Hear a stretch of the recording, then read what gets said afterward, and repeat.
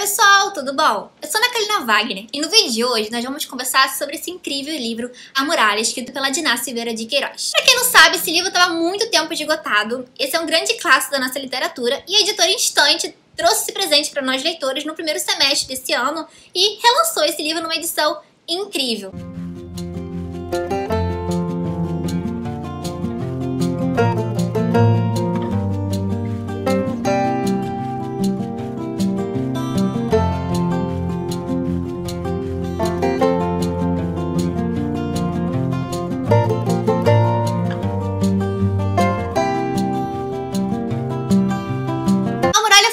Encomendado para se comemorar o 4º centenário da cidade de São Paulo. Ele originalmente era publicado em forma tipo de folhetim. Ele era publicado na revista O Cruzeiro. Então você consegue perceber isso na leitura, que os capítulos eles têm aqueles ganchos, como fosse realmente uma novela. Então você termina com vontade de ler o próximo. E eu fico imaginando como deve ter sido bom ler nessa formato, sabe? De você sempre ficar esperando pela próxima publicação. Mas ele foi um fenômeno editorial tão grande na época que ele foi publicado depois em formato de um livro. Então, por essas contribuições, principalmente históricas, esse livro é repleto de referências históricas, ele é um romance histórico e que retrata o nosso período colonial. A autora, Diná Silveira de Queiroz, ela recebeu a medalha Imperatriz Leopoldina por esse feitio todo. E também pelo conjunto da sua obra, acho que no ano seguinte, se eu não me engano, ela recebeu o prêmio Machado de Assis, da Academia Brasileira de Letras. Sou apaixonada por ler romance histórico, porque ele nos permite ter uma visão um pouco mais diferente do que simplesmente ler um livro de história. O livro de história ele vai te dar um conhecimento muito grande sobre a época, o que é incrível.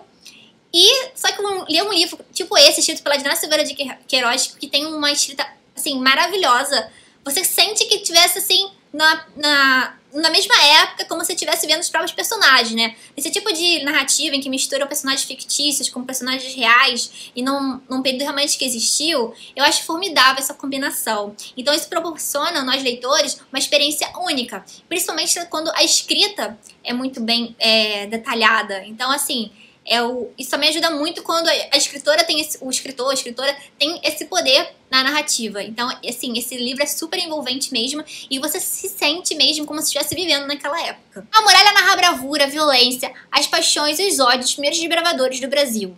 Então, nós estamos aqui no período colonial, no início do século XVIII, mas com grande destaque, que é o grande ponto positivo desse livro, para a força feminina, para as mulheres desses nossos bandeirantes. Aqui nós acompanhamos a história da família do Dom Braz Olinto e por meio da história, por meio das filhas, da esposa dele e tudo mais, nós vamos acompanhando a trajetória desses bandeirantes, que são aquelas expedições que adentravam, né, tinha o Tratado de Tordesilhas, dando aqui rapidamente a história, então o Tratado de Tordesilhas, então estamos na época das capitanias hereditárias, e que eles adentravam isso, avançavam o território, embrenhavam mesmo na mata, para conquistar e conseguir conquistar novas terras e conseguir ouro. Então, temos essas expedições, então nós acompanhamos isso, e fatores que acabaram culminando também na Guerra dos Emboabas. Então, assim, você consegue ter um relato aos poucos, como que foi cruel, o que acontecia, como que era a vida desses bandeirantes, como era a vida da família deles e como se repercutia mesmo. Então isso é muito interessante. Aqui temos um relato bem impactante de como que ocorreu a colonização, nesse caso aqui especificamente de São Paulo.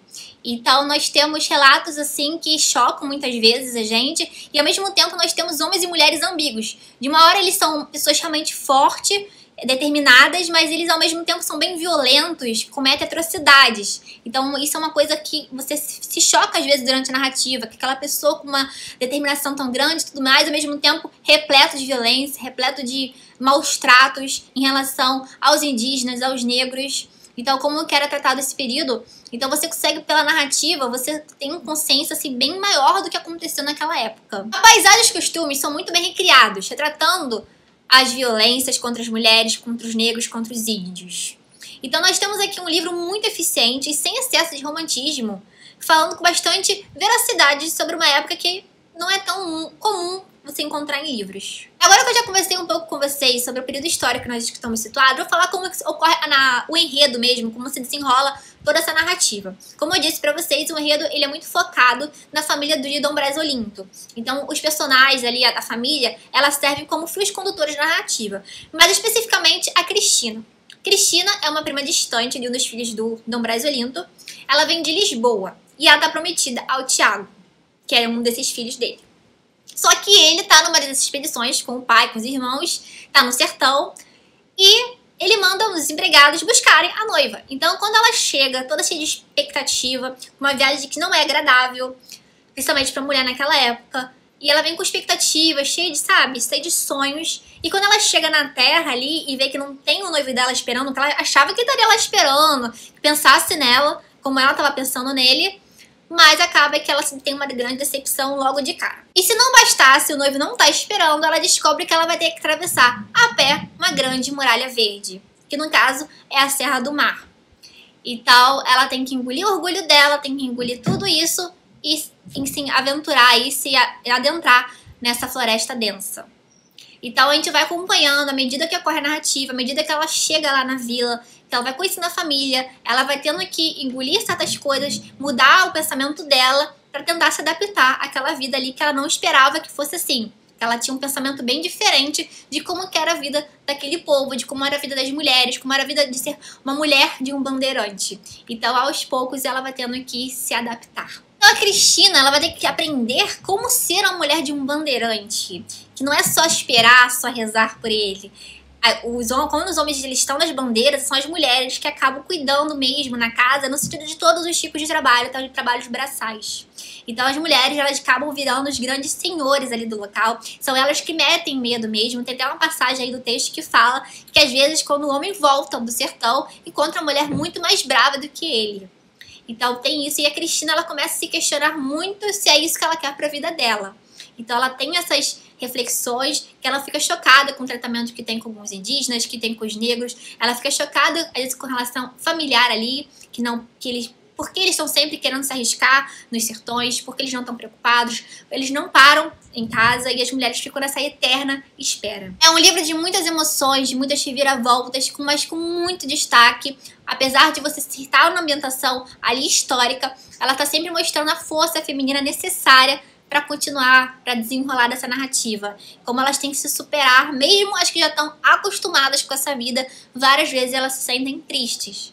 Então tem muito essa adaptação árdua, a gente encontra-se nesse livro. Então sim, um dos pontos mais importantes, mais positivos desse livro, além de você ter um conhecimento histórico incrível aqui, a escrita maravilhosa, é você enxergar um período que foi tão cruel e que você não encontra tanto numa literatura ficcional, com o olhar das mulheres. Então você tem muito isso sobre um período histórico muito importante, massacrante, sobre os olhos das mulheres, sobre as perspectivas delas. Então eu acho que isso é o grande diferencial e um ponto super positivo do livro. Então ele não deixa aquela coisa muito pesada, mas também não deixa aquela coisa muito calma de um romantismo. É um livro que ele sabe dosar bem os níveis. Tem sim cenas aí bem pesadas às vezes, mas a gente precisa ler isso para entender realmente como que se deu um período tão importante da nossa história e tentar entender o que a gente carrega até hoje, resquício daquilo. Então isso que é muito importante, mas a visão que esse livro traz, justamente pelo olhar das mulheres ali, que é o grande diferencial. E a escrita da Diná é encantadora mesmo. O livro, ele se encerra com uma passagem muito interessante aqui. Eu vou ler pra vocês, mas não dá spoiler de nada não, fiquem tranquilos. Homens assim, loucos, teimosos, mulheres tão atrevidas e obstinadas, sabes o que me veio agora à cabeça? Que esta sujeira bem pode tornar-se, um dia, uma grande cidade. É uma profecia do que iria se tornar a cidade de São Paulo.